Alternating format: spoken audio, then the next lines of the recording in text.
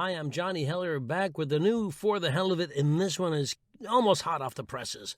It's from May 2022, and right now, as I film this, it's May 2022, so there you go. This one is called For the Hell of It on Imposter Syndrome. A friend told me not long ago that she was suffering from imposter syndrome. I, being naturally obtuse and ill-informed, asked her what she was talking about. She said that she got some very good reviews for her latest audiobook and many huzzas on social media, and that, while she was very happy, she felt inside that she didn't deserve the praise, and that all that praise made her think she would never do as well in any other project. This is one example of the oft-mentioned, frequently felt imposter syndrome. Before the name imposter syndrome, we just called it the blues, or maybe we named it insecurity, shyness, a feeling of being ill at ease.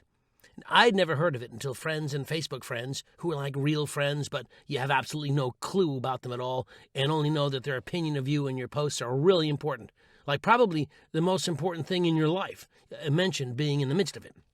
At first I thought, you're an imposter, but you look exactly like you. Are you impersonating someone? But as in most things, I was wrong. It's not impersonating anyone. It's feeling that even though you have success, you really don't belong, and one day, very likely today, someone is going to call you out for the failure that you truly are. Well, that's just awful.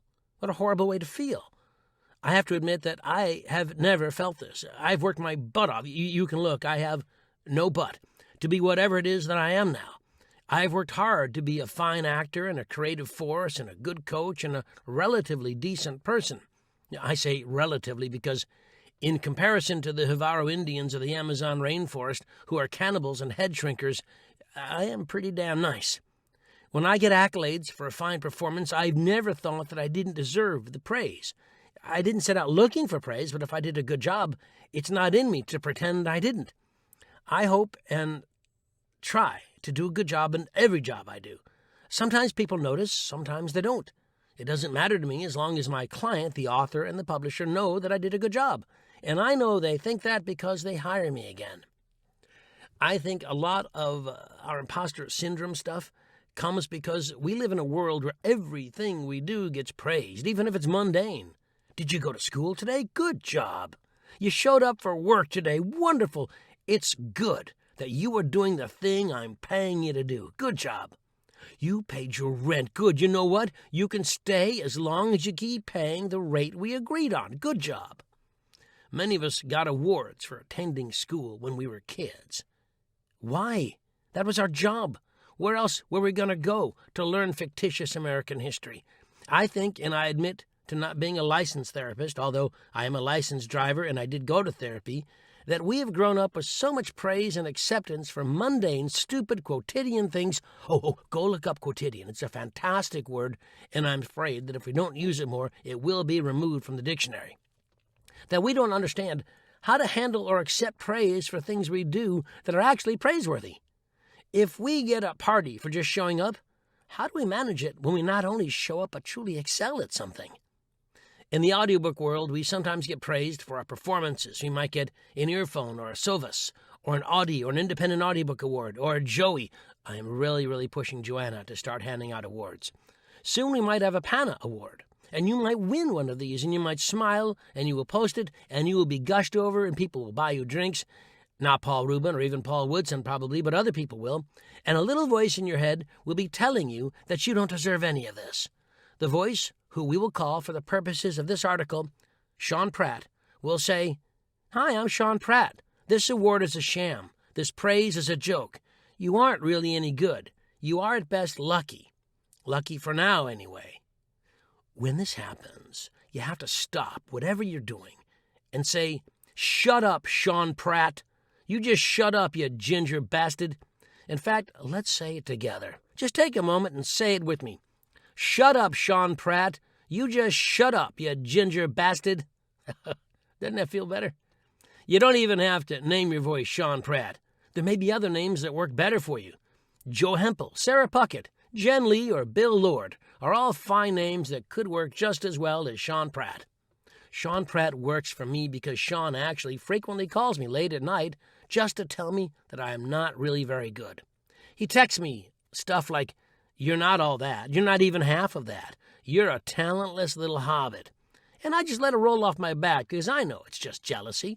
He's clearly envious of my ability not to spend too much money at adventure parks because I'm not tall enough for most of the rides, while he, on the other hand, is often mistaken for an actual ride. But I digress. Here's the main thing. When you put in the work, when you get the training and put that training to work and have success, that is all you. You do not hand out awards to yourself. You do not heap praise on yourself. You do not control the reviews of your work. What you do is continually set your performance bar higher and higher.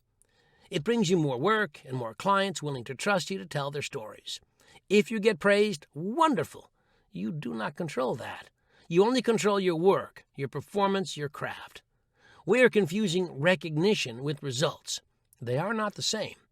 If someone posts that they are booked until 2033, great, let them say that. You take all the work they just told everyone they don't have time to do.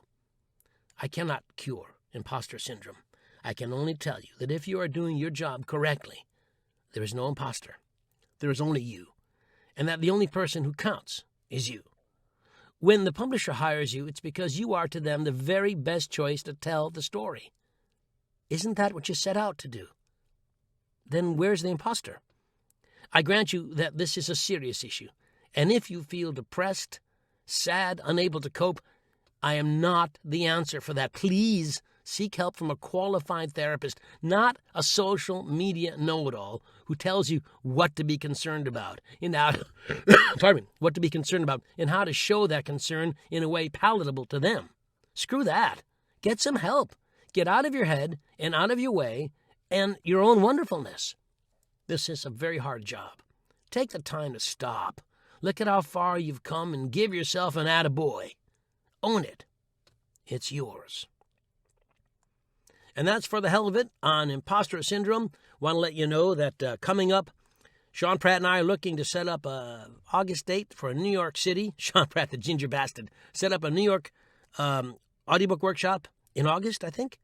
Maybe looking in September at perhaps Austin. And in October, 24th or 27th, the New England Narrator Retreat is happening. So you can find all about that on my website, cleverly named JohnnyHeller.com. Please let me know if you have any questions. I'm always here for you. Have a wonderful day, and please, please, please, accept how wonderful you are. Okay? All right, bye-bye.